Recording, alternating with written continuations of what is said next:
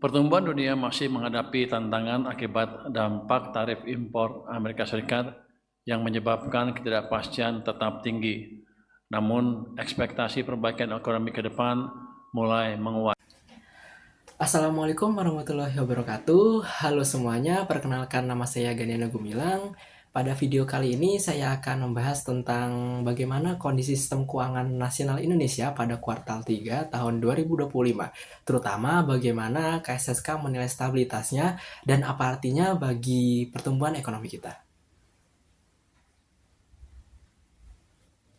Oke, jadi pada 3 November 2025, Menteri Keuangan kita, Pak Purbaya Yudisadewa, sebagai Koordinator KSSK atau Komite Stabilitas Sistem Keuangan, menyampaikan bahwa sistem keuangan tetap terjaga meskipun tekanan global masih kuat. Poin utama yang disampaikan dalam KSSK itu menyatakan bahwa stabilitas sistem keuangan nasional pada kuartal 3 tahun 2025 tetap terjaga dan terus mendukung pencapaian pertumbuhan ekonomi. Namun, mereka menekankan satu hal penting, kewaspadaan terhadap risiko global tetap harus dijaga. Rapat KSSK keempat tahun 2025 dilakukan pada 31 Oktober 2025, dan dalam rapat itu disepakati untuk memperkuat sinergi dan koordinasi antara otoritas, seperti Kementerian Keuangan, Bank Indonesia, Otoritas Jasa Keuangan, dan lembaga penjamin simpanan, serta kementerian atau lembaga lainnya. Menteri Keuangan Pak Purbaya menyebut bahwa kondisi ekonomi global masih menantang. Di Amerika Serikat, aktivitas ekonomi mulai melambat. Suku bunga acuan justru mengalami penurunan. Sedangkan di Eropa, Jepang, Tiongkok, dan India, konsumsi rumah tangga masih lemah. Sebagai catatan, lembaga internasional seperti International Monetary Fund atau IMF telah merevisi proyeksi pertumbuhan ekonomi global tahun 2025 yang naik dari 3,0% menjadi 3,2%. Di dalam negeri, Purbaya menyebut bahwa konsumsi rumah tangga dan investasi tetap terjaga dengan dukungan pemerintah dan sektor keuangan. Mengapa hal ini penting? Karena dengan sistem keuangan yang stabil, artinya bank-bank, lembaga keuangan, pasar modal, dan mekanisme kredit bisa berjalan tanpa gangguan besar.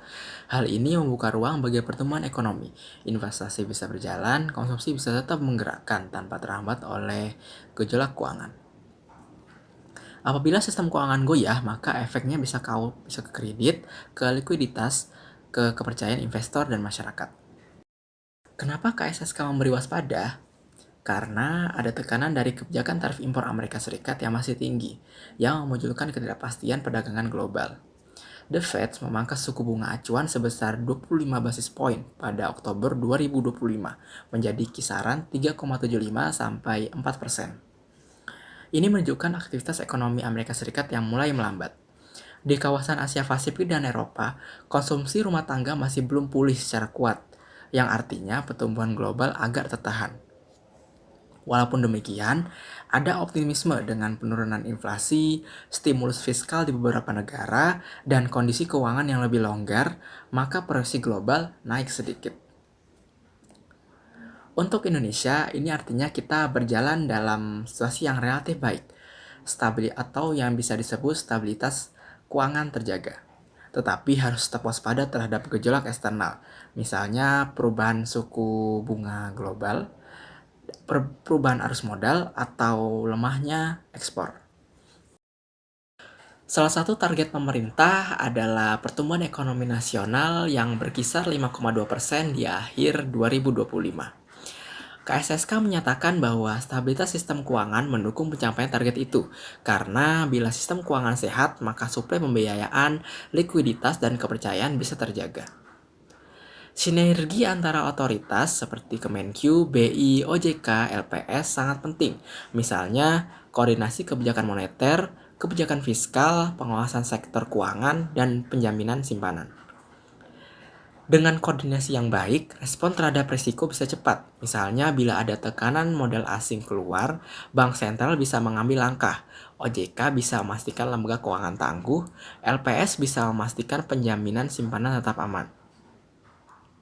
Dari sisi masyarakat dan dunia usaha, stabilitas keuangan berarti biaya kredit, ketersediaan kredit, dan arus investasi relatif aman untuk UMKM atau korporasi. Misalnya, yang bekerja pada analisis koperasi ini menunjukkan bahwa kondisi makro keuangan relatif mendukung bisnis, asalkan kita tetap memperhatikan risiko.